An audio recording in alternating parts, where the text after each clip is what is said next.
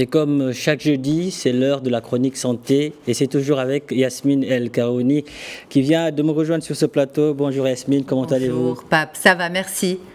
Bien, Alors, bien. on est à J-4 de la journée mondiale du don d'organes Oui. et de la greffe, un sujet très intéressant, je dirais très important, dont vous allez parler aujourd'hui avec professeur Amal Boukal, Bourkia. Bourkia. Bourkia. Bourkia. Voilà. C'est ça.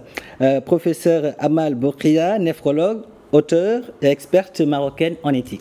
Et c'est la grande spécialiste du don d'organes et c'est une très grande militante pour la question du don d'organes. Professeur Bourkia, comment ça va? Vous allez bien? Ça va, merci. Merci beaucoup de s'intéresser au sujet du don d'organes. Alors, comme disait Pape il y a quelques instants, on est à J-4 de cette journée mondiale. D'ailleurs, entre parenthèses, le mois d'octobre est très très riche en journée mondiale et en célébrations scientifiques, notamment Octobre Rose. Lundi dernier, le 10, c'était la journée mondiale pour la santé mentale. D'autres journées à venir aussi. Et donc, c'est un mois qui est très très riche en discussions scientifiques. Je sais, professeur Bourkia, que vous vous intéressez à tous ces sujets, étant donné que vous êtes spécialiste en éthique. Mais votre, on va dire, grande signature, c'est le don d'organes. Alors, pour vous, cette édition 2022, qu'est-ce qu'elle revêt de particulier, professeur?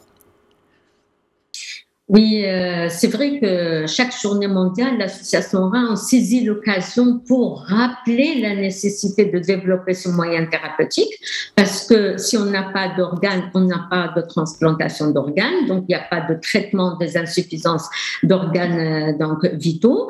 Et chaque année, on essaie de voir si on a avancé ou pas.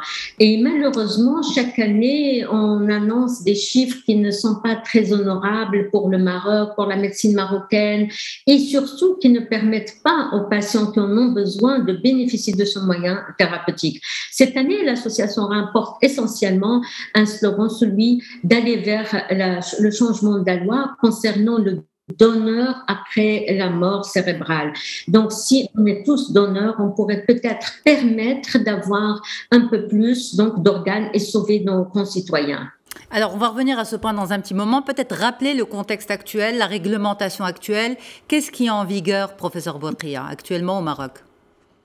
Oui, pour le donneur qui peut être donneur vivant, donneur cadavérique après la mort, si on peut dire. Donc, le donneur vivant, c'est le donneur apparenté et les donneurs sont bien délimités, déterminés par la loi marocaine qui encadre le don et la transplantation d'organes humains. Et le donneur après la mort, pour le donneur après la mort, il est bien stipulé dans la loi les différents articles qui disent que pour pouvoir prélever donc un organe sur un sujet en état de mort cérébrale, donc décédé, il faudrait que la personne ait de son vivant donné l'autorisation à ce qu'on le prélève. Et dans certaines situations, la famille peut décider du prélèvement. Donc, si la personne n'a pas... Oui, bien sûr, mais ça c'est un point qui est important peut-être à revoir dans la loi parce que il y a le registre du don d'organes qui est à la disposition des donneurs qui peuvent justement aller le signer au tribunal. C'est bien ça, professeur Bourkia? Mais apparemment, corrigez-moi si je me trompe, la famille du donneur, en cas de décès, peut se rétracter. Et ça, c'est une clause qui est un peu complexe. Ça peut s'opposer au don, absolument. Déjà, vous venez de dire, donc la personne décédée, chez qui on peut prélever des organes, doit l'avoir exprimé de son vivant, donc doit être inscrite sur le registre du don bien avant de son vivant. Et même dans ces situations, ce qui est malheureux, même pour la famille qui ne respecte pas, par exemple, on a très peu de cas dans ce sens, parce qu'on n'a même pas 1200 personnes inscrites sur le registre. Mais c'est des cas qui peuvent survenir. Donc, il peut s'opposer, comme la famille, si la personne ne s'est pas inscrite, peut donner ses organes, surtout. On avait quelques rares exemples concernant les mineurs où la famille peut donc faire don des organes d'un enfant. Ces changements permettraient à tous les Marocains d'abord de réfléchir sur le don d'organes et de décider quelle est leur attitude et qu'est-ce qu'ils voudraient faire. Donc, ceux qui sont pour n'auront pas à faire de cette procédure. Ceux qui refusent peuvent alors aller, j'espère qu'ils sont minoritaires, faire opposition, s'inscrire sur le registre de refus au niveau des tribunaux. Donc, ça permettrait d'avoir plus d'organes et donc de sauver du monde. Professeur, pourquoi le don d'organes fait autant peur? Oui, il fait peur parce que les choses qu'on ignore nous font toujours peur. Et malheureusement, justement, on a travaillé toutes ces années sur la sensibilisation, l'information et offrir une bonne information, une vraie, basée, scientifique et sûre. Malheureusement, les oui-dire et les rumeurs prennent plus de place que la réalité. Et les gens, quand ils prennent des décisions, ils les prennent souvent sur ces rumeurs. Ils ne s'adressent pas aux médecins pour les données scientifiques, ne s'adressent pas aux juristes pour voler donc législatif, ils ne s'adressent pas au conseil de ulama. Et malheureusement, les conseils de ulama avec lesquels on a beaucoup collaboré sont là. Ils sont prêts à donner la vraie version, ce que dit l'islam, ce que disent les fatwas, et pourrait encourager les gens à faire don qui serait vraiment sauver des vies. Et quoi qu'est-ce qu'on pourrait faire de mieux dans notre vie que de sauver d'autres personnes, leur permettre de survivre. Mais l'information reste petite, minime, et on n'en parle pas. Vous regardez, on parle de temps en temps quand il y a une journée mondiale. On ne discute pas entre familles, entre amis, au travail, et donc ça fait peur. Pas seulement au Maroc, dans beaucoup de pays où l'activité de greffe est limitée, malheureusement, dans notre continent. Donc l'Afrique vraiment reste à la traîne sur ce sujet. Alors, comment faire évoluer les chiffres, professeur Bourkhia, justement? Vous dites qu'actuellement, officiellement, on a 1 millier de personnes, pas plus. À quel niveau de la communication faut-il jouer? Comment faire évoluer la loi? Qu'est-ce qu'il faut faire exactement? À tous les niveaux. Voilà la problématique de la greffe, c'est que c'est un sujet qui n'est pas médical pur, c'est un sujet législatif, sociétal, religieux, médical, tout.